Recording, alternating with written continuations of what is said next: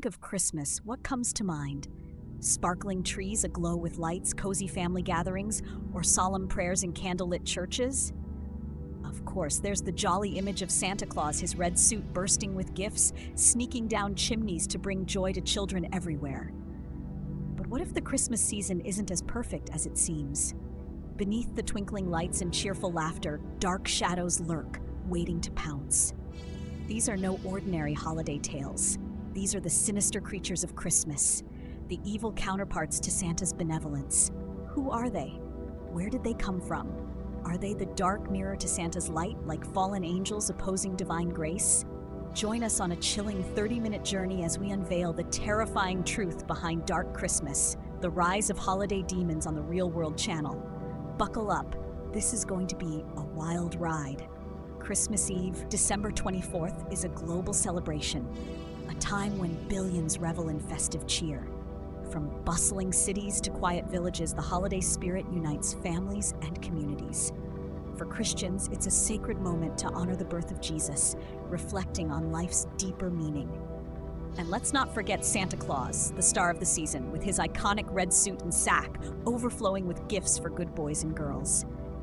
But in the shadows of this joyous night, ancient tales whisper of a darker force. Enter Krampus, the horned demon of Christmas, a creature so terrifying he's become the stuff of nightmares. To understand Krampus, we first need to know about Saint Nicholas, the real-life figure who inspired Santa. Saint Nicholas, a beloved figure in Christian history, was known for his secret acts of kindness. In one famous tale, he saved 3 impoverished sisters from a life of slavery by slipping gold into their shoes, a gesture that sparked the tradition of hanging stockings for Christmas gifts. Celebrated on December 6th, his feast day honors his compassion and generosity, cementing his legacy as the precursor to Santa Claus. But in parts of Germany, Austria, and Central Europe, St. Nicholas doesn't travel alone. On the night before his feast day, he's joined by a monstrous companion, Krampus. The name Krampus comes from the Old German word for claw, and this beast is no cuddly sidekick. Picture a half-human, half-goat creature with long, twisted horns, sharp claws, and a dark, shaggy coat. His tongue, long and pointed, darts out menacingly. While St. Nicholas rewards good children with gifts, Krampus punishes the naughty, whipping them with birch branches, or worse, stuffing them into a sack to drag them to his lair. This chilling tale became a moral lesson across Europe, warning kids to behave or face the wrath of this Christmas demon. But where did Krampus come from? Many scholars point to pre-Christian pagan beliefs in the Alpine regions, where ancient tribes worshipped nature gods and performed rituals to connect with the wild. Krampus bears a striking resemblance to figures like Pan, the Greek god of the wild, depicted as half-man, half-goat with horns and hooves. This suggests Krampus may be a remnant of these pagan deities, a symbol of chaos and nature's untamed power. Some even link him to the Norse god Loki, whose trickster nature mirrors Krampus's mischievous cruelty. Others believe Krampus emerged from winter solstice rituals, like Saturnalia in ancient Rome or Yule in Norse traditions, where the balance between light and darkness was celebrated. In these festivals, monstrous figures often represented chaos, warding off evil spirits while reinforcing community values. Krampus, with his fearsome presence, became a guardian of the dark, ensuring order by punishing those who strayed.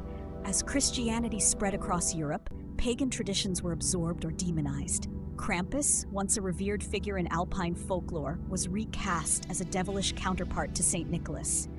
This duality, reward versus punishment, light versus dark, created a gripping narrative that's endured for centuries.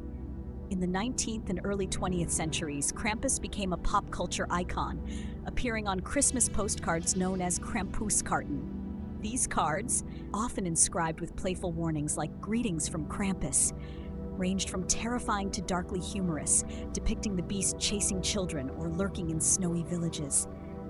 But during the Nazi era, Krampus's pagan roots made him a target. The regime, obsessed with a unified Aryan identity, banned Krampus in many areas, viewing his wild, chaotic nature as a threat to their ideology. Yet they twisted his image to demonize their enemies, casting him as a symbol of impure forces. After World War II, Krampus roared back to life, especially in Austria, Germany, Hungary, and the Czech Republic.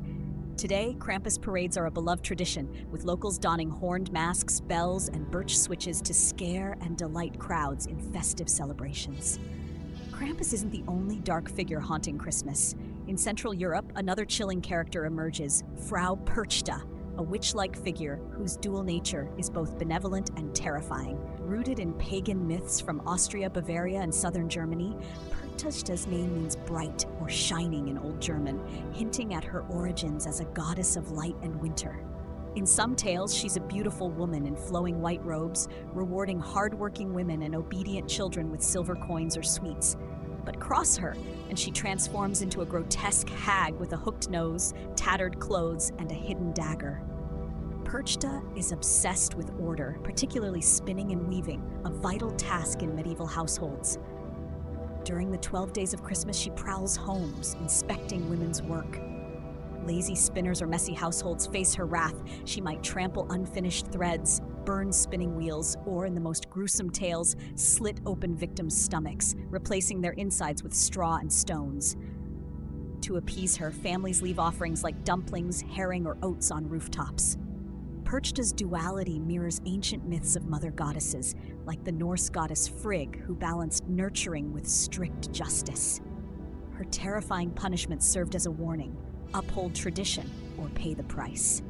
But the darkest Christmas tales come from Iceland, where the holiday season is haunted by Grýla, a monstrous ogress, and her 13 mischievous sons, the Yule lads. Grýla is no ordinary villain. Living in a remote cave, she's a towering, hideous figure with matted hair, wrinkled skin, and glowing eyes that pierce the night. Some legends claim she has multiple tails, each carrying sacks to kidnap naughty children. Others describe her with hundreds of heads or eyes growing from the back of her skull. Her hunger for human flesh, especially children, is insatiable. She's said to have 3 stomachs, each capable of holding a child for her gruesome feasts. Grýla's origins trace back to 13th century Icelandic folklore, likely tied to pagan myths of mountain-dwelling trolls. Her name, possibly derived from Old Norse for growl or rage, reflects her feral nature. Over time, she was woven into Christmas traditions as a punisher of disobedient kids, her terrifying presence a stark contrast to the holiday's warmth. Grýla's Yule lads, her 13 sons, are equally infamous. Each night from December 12th to Christmas Eve, a different Yule lad descends from the mountains to wreak havoc or reward children. Unlike their mother, the Yule lads are more pranksters than predators. Take sheepcoat Claude, who steals livestock, or Door Slammer, who startles villagers by banging doors in the night. Yet some tales paint them as kinder, leaving candy or toys in the shoes of good children, while naughty ones get a rotten potato. This tradition stems from Iceland's harsh winters, where survival depended on discipline and cooperation. The Yule lads, originally fearsome trolls, were softened in the 18th century when Denmark, then ruling Iceland, banned their use as scare tactics. By the 19th century, poet Johannes Úr Kutlum reimagined them as quirky Santa Clauses, each with a unique personality, turning them into beloved figures.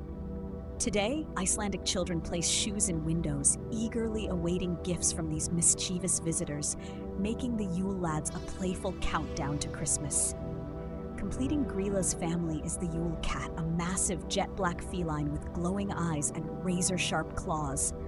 This beast stalks Iceland's snowy landscapes, hunting those who fail to wear new clothes by Christmas, a symbol of laziness in a culture where weaving was essential for surviving brutal winters. Some accounts describe the Yule cat as large as a house, its sleek form blending into the darkness, its roar echoing like a winter storm. Tied to pagan rituals, the Yule cat likely represents nature's unforgiving power, a reminder to prepare diligently for the cold. As Grýla's loyal pet, it amplifies her terror, patrolling villages for the idle or unprepared. Yet the Yule cat also carries a deeper message. Communities must support each other, sharing clothes with those in need to ward off its wrath.